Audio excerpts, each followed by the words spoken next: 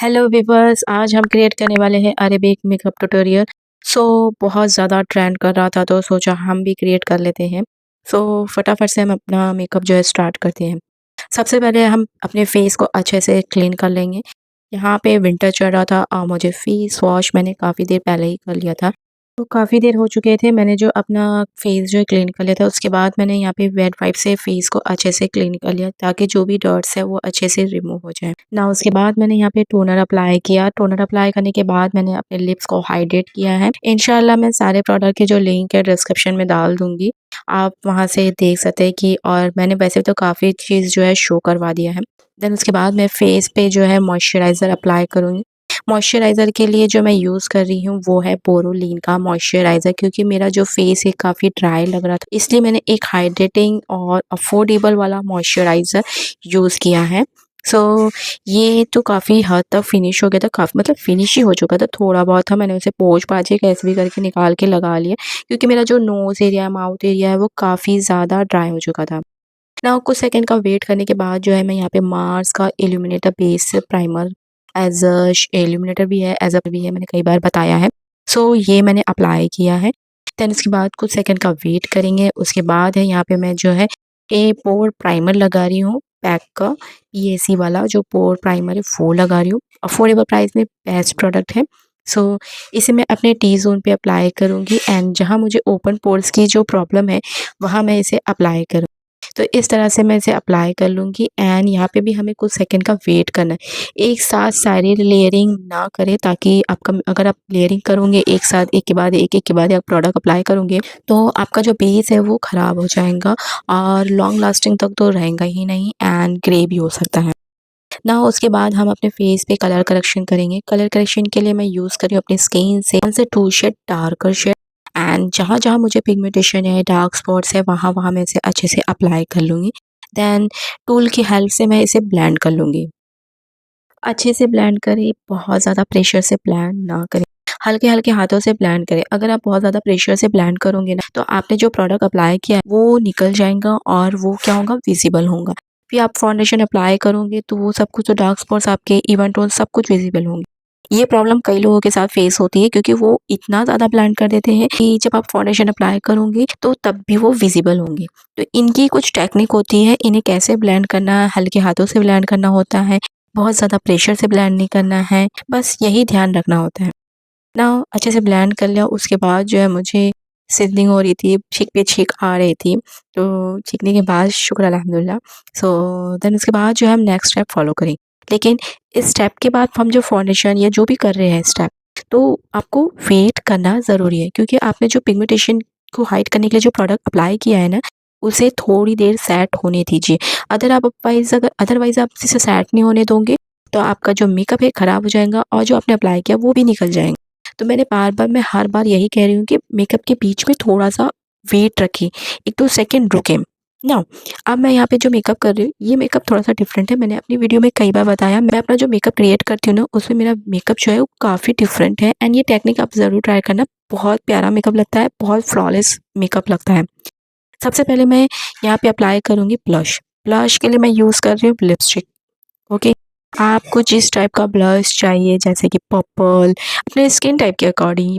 सो यहाँ पे मैं पिंक कलर की लिपस्टिक लिया और उसे मैं इस तरह से ब्लशर के तौर पे लगा ले रही हूँ, थोड़ा-सा नोज़ पे, चीक पे एंड अपने जहाँ आप ब्लश अप्लाई करते हो बस उस तरह से आपको अप्लाई कर।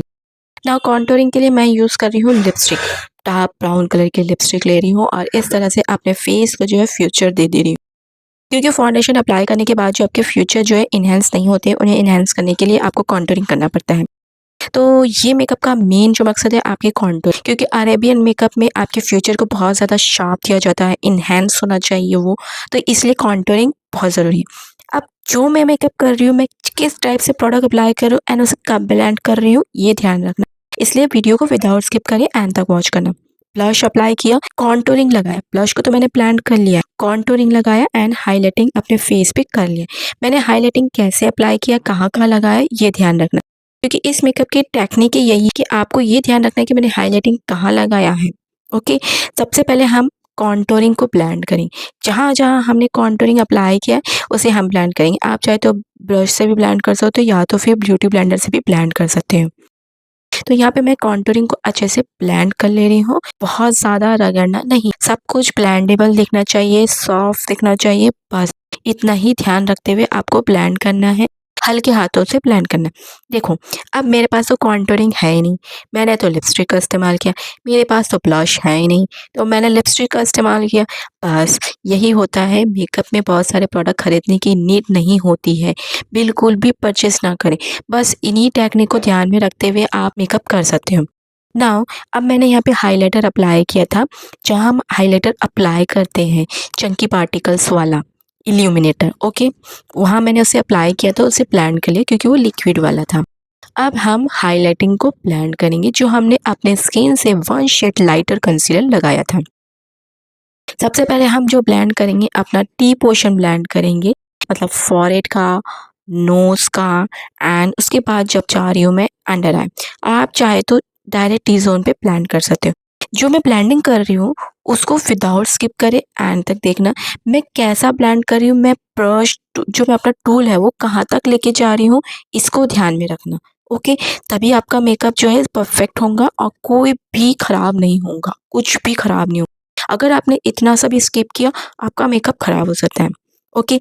टी ज़ोन को ब्लेंड करने के बाद मैंने जो है अंडर आई को ब्लेंड किया। अंडर आई कैसे ब्लेंड किया, मैंने अपना टूल कहाँ तक लेके गया उससे ध्यान रखना, एंड माउथ के अराउंड मैंने कैसे ब्लेंड किया। आई नो ये शेड मेरे स्किन से थोड़ा-सा थोड़ा क्या काफ़ी ज़्यादा लाइट है, तो बिल्कुल भी डरना नहीं है। कभी अगर आपके साथ ऐसा हो जाए, तो बस ये टेक्निक आप कर लेना। उसके बाद जो है आप एक थोड़ा-सा डार्कर शेड कंसीलर ले लीजिए या फाउंडेशन लगा लीजिए और उसी पोर्शन पे हल्का-सा लगा के उसे ब्लेंड कर लीजिए। अब मैं क्या करूँगी, जो मैंने नोज़ पे कॉन्टूरिंग की थी उसे स्मॉल ब्रश से ब्लेंड कर रही हूँ, एंड लिप्स के अराउंड जो कॉन्टूरिंग की है उसे ब्लेंड करें।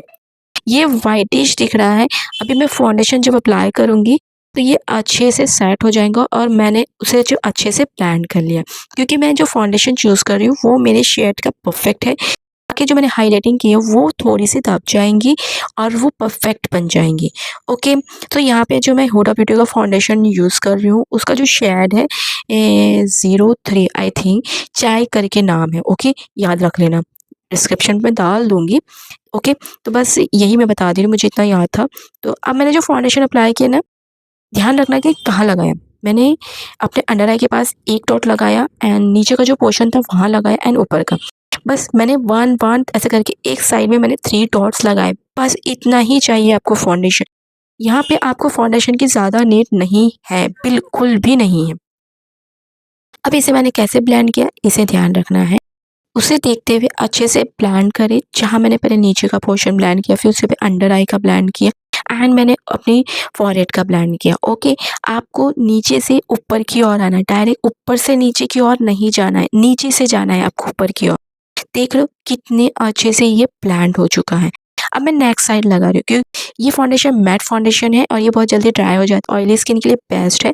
तो इसलिए वन साइड लगाएँ, एंड च फटाफट आप ब्लेंड करें। इसे सेट ना होने दें, वरना ये ड्राई हो जाएगा। तो आपको ब्लेंडिंग करने में काफ़ी प्रॉब्लम हो सकती है, ओके? क्या याद रखना है आपको, नीचे से ऊपर की ओर आना है, एंड ब्लेंडिंग में ये ध्यान रखना है कि आपको ब्लश की ओर बिल्कुल भी नहीं आना है।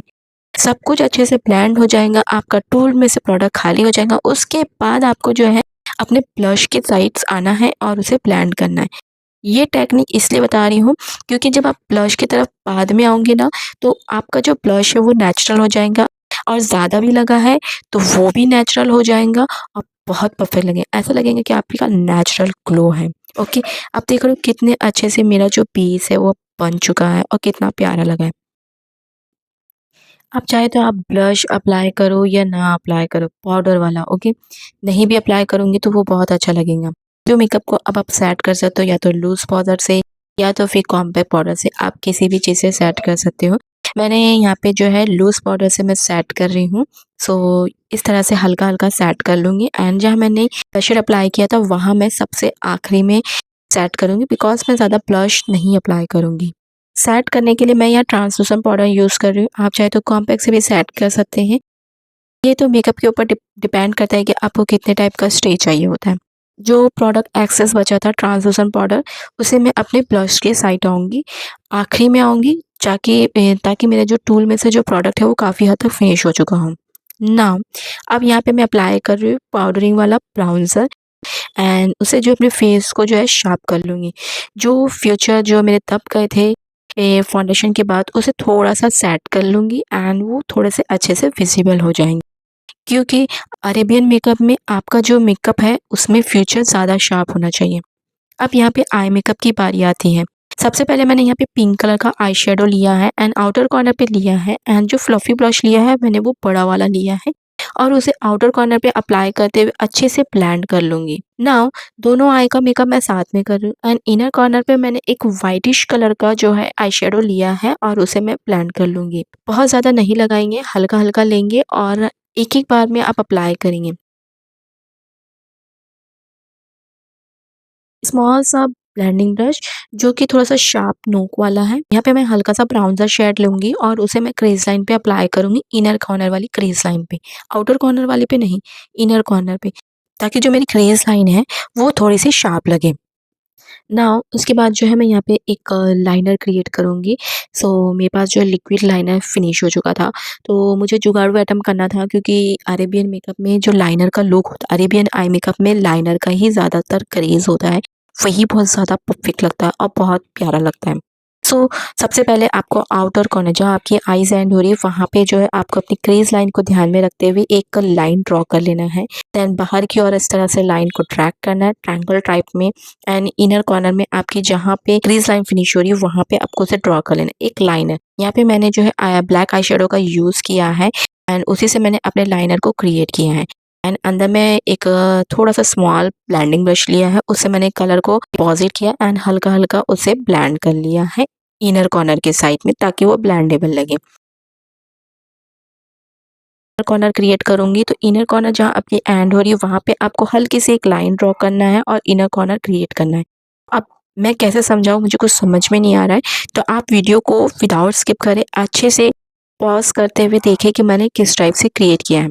तो इस तरह से मैंने वन आई मेकअप करके दिखा दिया है कि इस टाइप से आपको लाइनर लगाना है। अगर आपके पास लाइनर नहीं है तो आप ब्लैक आई शेडो का यूज़ कर सकते हो। नाउ उसके बाद जो मैंने इनर कॉर्नर पे अप्लाई किया था वहाँ पे कलर भी डिपॉज़िट किया और उसे हल्का-सा अंदर की ओर ब्लेंड कर लिया ताकि सब कुछ ब्लेंडेबल लगे। ये वाला जो लाइनर है अगर हम आई शेडो से अप्लाई करते हैं ना, ईज़िली लग जाता है और कोई भी मिस्टेक होती है, तो मिस्टेक होने से हम बच जाते हैं क्योंकि हम पहले जो है एक रफ वर्क करते हैं जैसे कि होता है ना, पहले हम हल्का-हल्का प्रोडक्ट अप्लाई करते हैं फिर देन उसके बाद हम उसे डार्क करते हैं। नाउ अब उसे हम मैंने स्मॉल सा ब्लेंडिंग ब्रश लिया है फ्लैट वाला और उसे मैं लोअर लैश लाइन पे जो ब्लैक आई शेडो मेरे टूल में रह चुका था उसे ही लेके मैं अपने लोअर लैश लाइन पे ब्लेंड कर लूँगी। इनर के कॉर्नर के साइड में ज़्यादा नहीं आऊँगी, आउटर कॉर्नर पे ही रहूँगी एंड जो हमने लाइनर अप्लाई किया था जो बीच की लीड थी वो खाली रह चुकी थी क्योंकि मैंने वहाँ लाइनर नहीं लगाया है। उसे मैंने एक गोल्डन कलर का पिगमेंट लिया और वहाँ उसे फिल कर लिया और उसके ऊपर हल्के-हल्के से ग्लिटर्स अप्लाई किए। आप अपने ड्रेस के अकॉर्डिंग जो है पिगमेंट अप्लाई कर सकते हैं। आप अपने ड्रेस के अकॉर्डिंग ग्लिटर्स अप्लाई कर सकते हैं। बस इतना ही। आई मेकअप की कुछ टेक्निक होती है, उन्हें ध्यान में रखते हुए अपना आई मेकअप क्रिएट करें।